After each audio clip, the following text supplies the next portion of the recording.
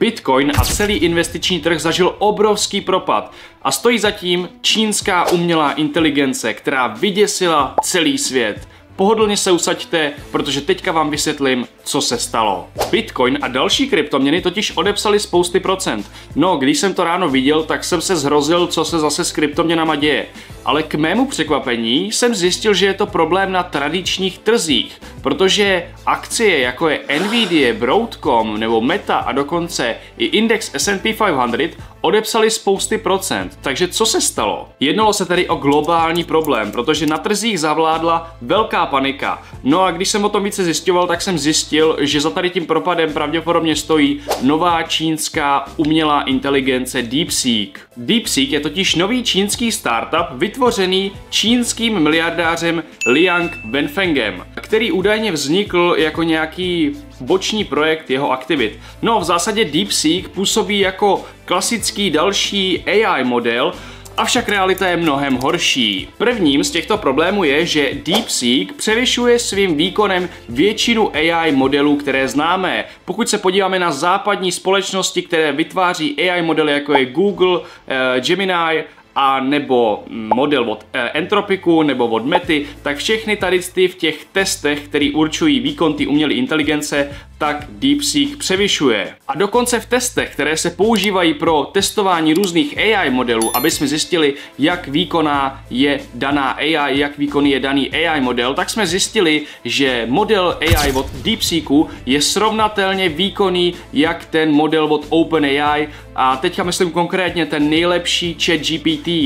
Tady ta ChatGPT verze Pro se dá koupit za $200 a DeepSeek má srovnatelně dobrý model, který nabízí zadarmo. To ale není všechno, prosím vás, protože za druhé společnost DeepSeek uvádí, že vytrénovat jejich AI model stálo $6 milionů, zatímco Sam Altman, což je CEO OpenAI, která stojí za ChatGPT, tak tvrdí, že jejich model stálo vytrénovat $100 milionů. Když si to spočítáme, tak vytrénovat DeepSeek bylo 20krát až 30krát levnější. To stále ale není všechno, protože za třetí DeepSeek je open source program. To znamená, že jeho zdrojový kód je veřejně dostupný. Nic takového OpenAI nenabízí. A tohle je takzvaný čínský plivanec do tváře všem západním AI společnostem.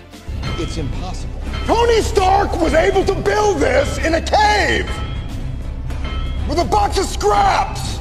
Už možná chápete, proč tady ty zprávy jsou tak zásadní ránou pro celý západní AI sektor, protože i vlastně tvůrci tady té aplikace DeepSeek uvádějí, že oni na trénink používají pouze vlastně Nvidia GPUs a na rozdíl od OpenAI nepotřebují to, aby aplikaci využívali uživatelé, protože kdo z vás neví, tak ChatGPT se učí z toho, když mu uživatelé píšou a čím více lidi mu píšou, tím více se učí. No a DeepSeek říká, že tady ty uživatelé vlastně nepotřebuje a je tak vlastně soběstačný. No a dokonce se aplikace DeepSeek stala nejvíce stahovanou aplikací na App Storeu a předehnala aktuálně i ChatGPT. Pokud byste chtěli aplikaci DeepSeek vyzkoušet, tak ji můžete stáhnout do iPhoneu nebo i do vašeho Androidu, je to vlastně úplně jedno. No a nejvíce to odnesla Nvidia.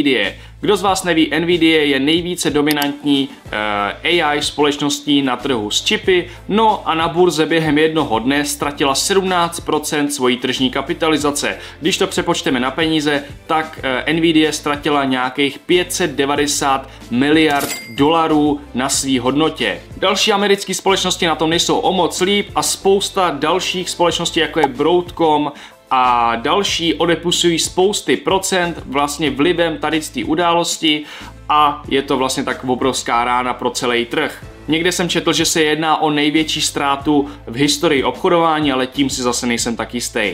Ale ve výsledku se není ani čemu divit, protože bylo jasný, že dřív nebo později nějaký takovejhle výplach v AI sektoru přijde, protože kdo to trošku sleduje, ty akciové trhy, tak ví, že AI sektor je v extrémní bublině už poměrně dlouhou dobu. Tohle je sice velká rána pro společnosti jako je Nvidia, Microsoft nebo OpenAI, protože přichází jakási čínská konkurence, ale řekl bych, že pro nás všechny ostatní, kdo teda zrovna nedržíme jejich akcie, tak je to vlastně super, protože to přináší to řešení, že budeme mít i vlastně více možností, jak se dá AI využívat, protože podle mýho názoru je AI nedílnou součástí vlastně naší budoucnosti, kde my budeme vlastně AI využívat při naší práci hlavně a já už ji sám využívám už poměrně dlouhou dobu. To, že DeepSeek přichází na trh, tak vlastně nám dává možnosti více se rozhodovat a rozmýšlet se, jakou AI budeme využívat a zároveň to způsobuje to, že pro všechny uživatele